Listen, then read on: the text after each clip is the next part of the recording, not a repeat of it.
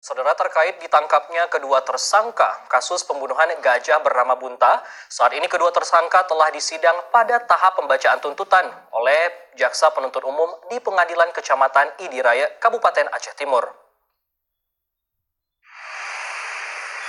Adapun proses persidangan dilakukan pada pukul 15 yang dipimpin langsung oleh Hakim Ketua Irwandi SH dan kedua hakim anggota lainnya.